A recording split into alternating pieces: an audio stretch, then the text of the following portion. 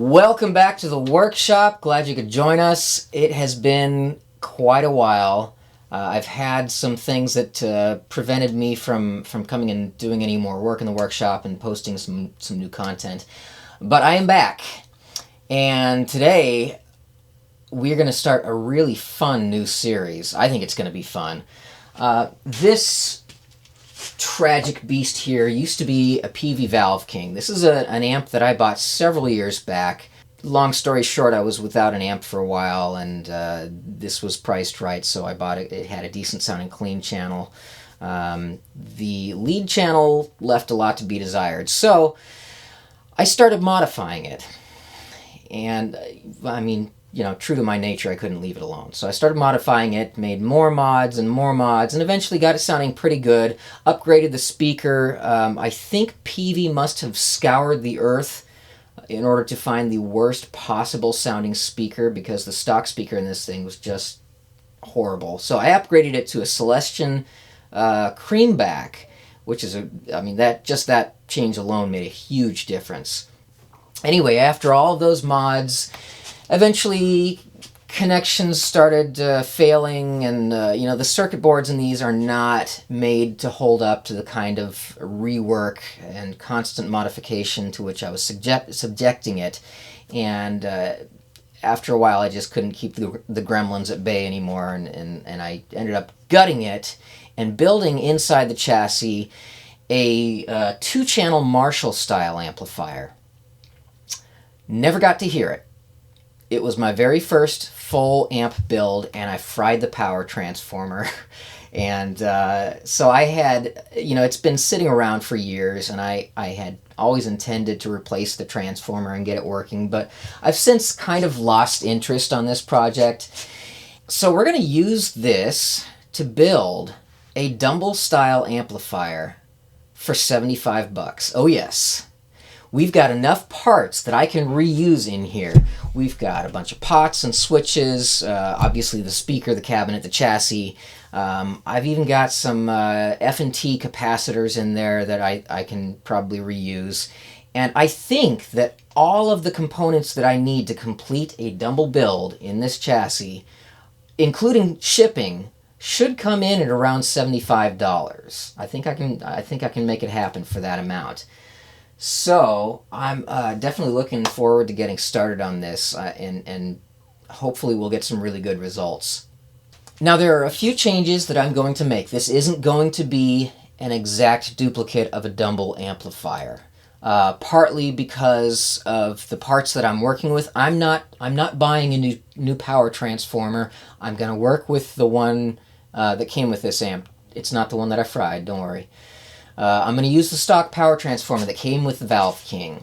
So that means I'm going to have to make a few changes, because, for one thing, the Valveking had DC on all the filaments. So 2 power tubes, 3 preamp tubes, all 5 of them had DC on the filaments, which I don't know why they did that. Maybe it was just the easiest way to get around some of the noise issues they were having, because these things were mass-produced overseas and certain design compromises were made, so who knows why they did that. But as such, it is a 12-volt winding. The power tubes are, they have to be run on 6 volts, so I'm going to have to run the 2 power tube filaments in series across that 12-volt winding. That winding is also going to supply power for the relays and a reverb and effects loop circuit. So I'm going to have to be really careful with how I do the grounding on that 12-volt winding. Anyway, that's one of the changes that's going to be made. And I think what I'll end up doing is I'll run either the first valve or the first 2 valves, depending on how easy it is with the layout that I'm working with, on DC, and then the rest of them will be AC, which will free up some current and help the power transformer run a little cooler. The second change that I'm going to make is the rock jazz switch that you see on all the Dumble builds. I'm not going to include that, because from all the listening that I've done, all the videos that I've seen on YouTube, The jazz setting, just to my ears, it doesn't sound like something that I would ever want to use. If I were a jazz guitarist, I'd probably get it. I'd probably think it was the greatest thing ever. But for me, it's just not what I think an amp ought to sound like, so I'm not going to include that. I am, however, going to include the mid-boost switch, and the bright switch is going to become a bright knob. One of the things, and this is a feature that I incorporate into almost every amp that I build. One of the problems with bright switches is that depending on where you have the controls set, the bright switch on is too bright and off is too dark. So if we replace that switch with a 1 meg reverse audio taper pot, then we can dial in the exact amount of high end that we need. And I've done that a lot of times, and every time it ends up just being one of the most useful controls on the whole amp. So I'm definitely doing that here. Also, the overdrive trim that's on most Dumble builds, it's usually on just a trim pot on the circuit board. I haven't had a chance to mess around with one of those, so I'm not really sure what effect it will have. But because I've got an extra spot on the front panel, I'm going to move that to the front panel just to make it easier to get to. I don't want to have to open up the amplifier every time I want to adjust that. Okay, now I'm going to add an extra switch to the overdrive channel. One of the things that I don't like about Dumble ODS overdrive channels is that the EQ range is very narrow on the overdrive channel. Because the signal, by the time the signal gets to the power amplifier, it's gone through several stages that are compressing and distorting, and whatever EQ curve you dial in at the on the tone controls, by the time it gets to the end of that signal chain, most of that has been just squashed out of existence. Now, the HRM version of the Dumble attempts to remedy this by interjecting an additional tone stack on trim pots at the end of the overdrive channel. There's two problems with this. The first problem is that it tends to be too much, and it kind of it takes away from the character of the overdrive channel. The second thing is that you can't get rid of it. It's not on a switch, so if you want to get that original ODS lead channel sound, you can't have it. So instead of that, what I'm going to do is I'm going to put on a switch a kind of a slightly modified twin T notch filter to pull out just a little bit of the mids. And I'm going to have a couple of trim pots just to allow me to adjust how much of the mid-range is being pulled out and how much overall brightness that channel will have. So that, with the switch up in the blues setting, it'll be the stock ODS lead channel. That notch filter will be completely out of the circuit. And then down in the rock setting, it'll just be introducing a little bit of mid-range scoop, just enough to kind of change the character a little bit and I guess give it more of a rock sound. Now, the last change that I'm going to make is, I think I mentioned already, maybe I didn't. Did I mention? Well, if I didn't mention, this is going to have a reverb circuit. The Valveking came with reverb, so I've already got the reverb tank, and I've always preferred amplifiers with reverb built in. So I'm putting reverb in this. I'm also going to include an effects loop, because it's another one of those things that I don't like to be without. I use a lot of delays, so I like to have an effects loop built into my amplifiers. It's not going to be ideal because the reverb tank in this is a super short tank, so it's got a really short decay. It's not going to be the greatest sounding reverb. However, like the output transformer, a reverb tank is really easy to replace. It'll take 2 minutes for me to swap in a new reverb tank down the road. And I do plan, if this turns out to be pretty good, which I think it will, then eventually I'll upgrade the output transformer because I'm going to be using the stock made in China crap output transformer that came in the Valveking. I'm going to be using the stock reverb tank, so I can upgrade that down the road with no problems. Also, because I don't know the specs on the power transformer, I've looked around, I can't find any specs on this transformer, so I don't know how much current it can handle in the HT. I know that because we're not running DC on all the filaments, it's got plenty of current available if I wanted to have a tube reverb section in this, but I don't know about the HT. So because of that, I'd rather not fry another power transformer. So it's going to be a solid state reverb circuit. And I don't feel too bad about this because I've heard some solid state reverbs that are fantastic. One of the best sounding reverbs that I ever had in an amplifier that I owned was a solid state reverb. So I'm not going to fuss over that. The big thing that's going to be holding back the reverb tone is that short tank, which we can do something about that later. Okay, so the effects loop is going to, again, I can't use a tube to buffer the effects loop, so I'm going to use an IRF 820 MOSFET, which is a high voltage MOSFET. It can handle up to 500 volts, I think. So I probably don't have to use something like that. I could probably just use a standard small signal MOSFET, but I'd rather not find out later on that it didn't have enough headroom and then I have to rebuild it. So I'm just going straight for the IRF 820. It'll have plenty of headroom. I don't have to worry about that distorting. And what else? Both of those circuits, the reverb and the effects loop, those are both going to be tied in between the master volume and the input to the phase inverter. So initially in this build, I'm going to leave those out. I'm going to tie the master volume directly into the phase inverter, and then once I know that everything's working properly and I don't have any issues anywhere else, then I'll build those two circuits and tie those in. So I guess that's pretty much it. Let's take a look inside this thing and see what we're working with.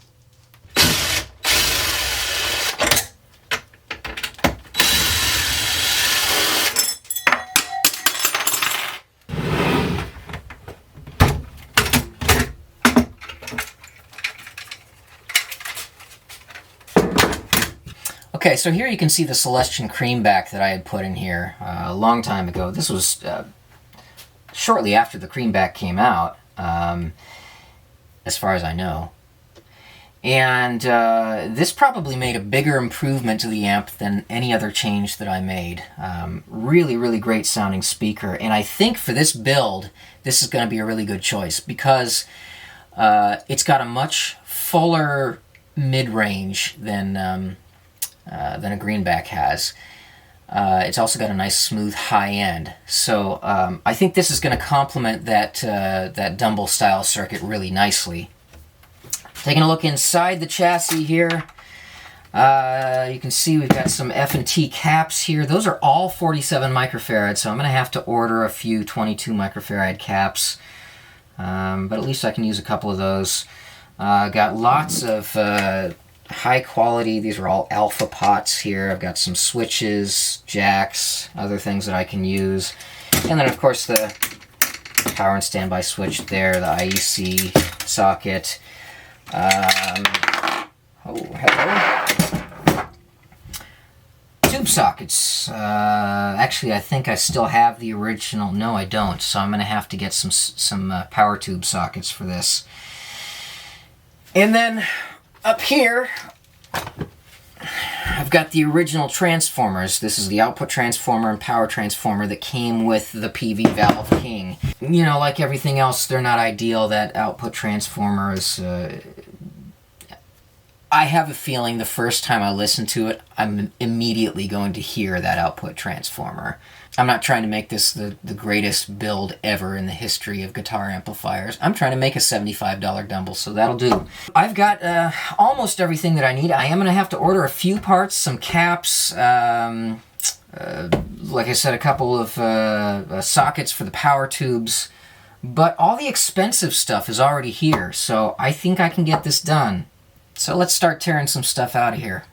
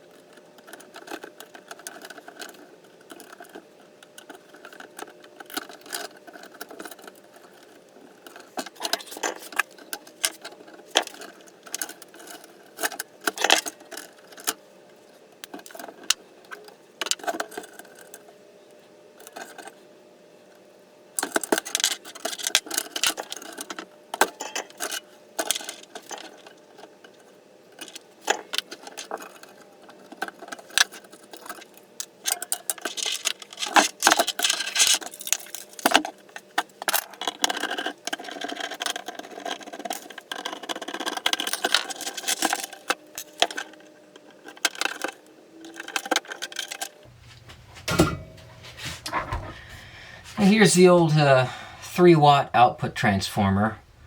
That's still good, and that's definitely worth keeping. I'll be able to use that on another project in the future.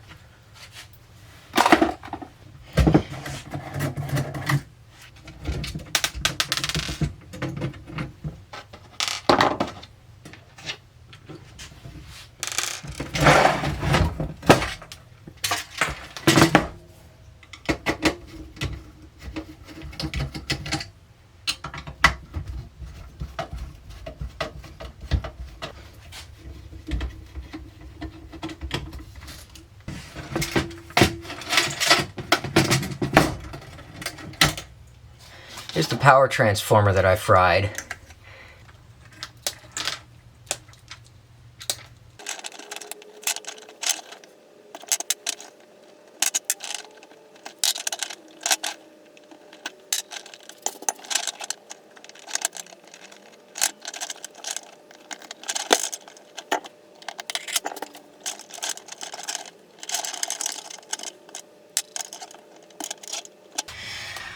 Well, that's not too bad. I've got several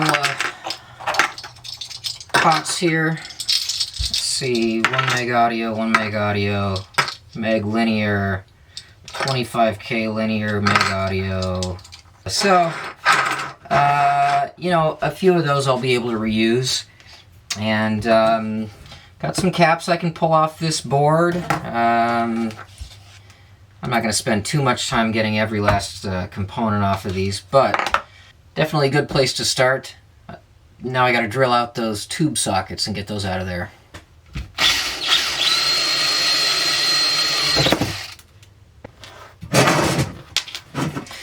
Alright, I got all those tube sockets out of here. I got that plate off of here that was holding the power transformer because it was so much smaller than the stock power transformer. I needed to cover up some of that space, so I just had an aluminum plate on there that I had riveted in place, so that's out of there now. And man, I just made a mess of this board. This here, this is why you don't use Harbor Freight chassis punches. Just get the good ones. Anyway, I'm going to go ahead and remount this stock transformer.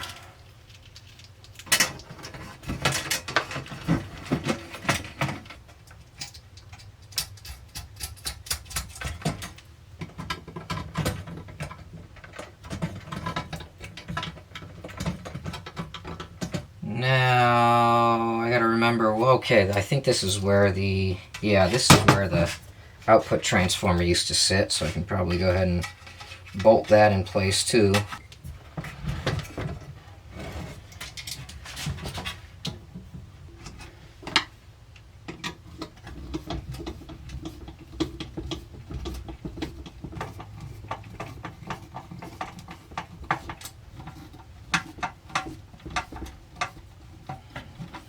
Okay, there's the power and output transformer reinstalled. Now here's the filament wiring loom. You can see how meticulous I was with this when I built this amp. Problem is, I used 22 gauge wire for this. 20 gauge would have been safe. 22 is a little too light for 5 12AX7s.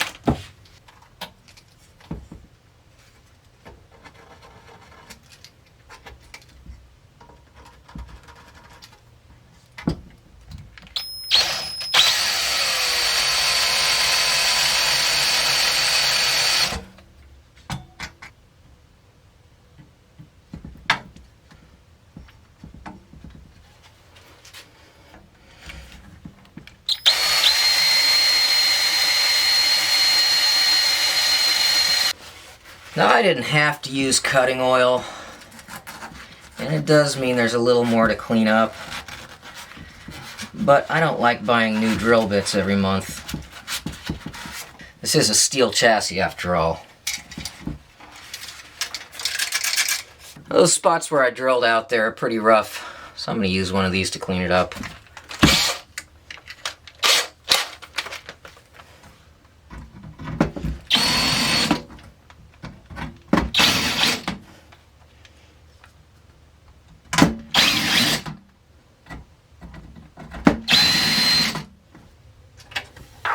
That hole is way off. Let's see if I can make this work.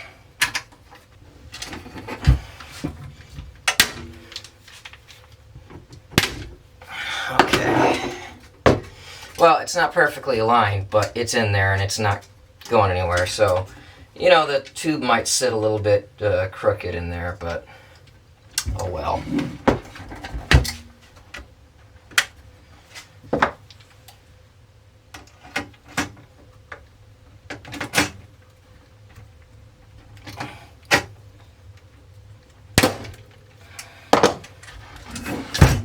Alright, so all of the preamp tube sockets are mounted now. Got a bunch of extra holes from the last build, but I'm not going to worry about that. You know, eventually I might decide to cover it up with a plate, but I'm the only one that's going to be poking around inside this thing, so I'm not worried about anyone getting electrocuted. So that's about all I can do for now. I got to order some parts, and then we can keep going on this. Okay, we've got the power transformer and output transformer installed.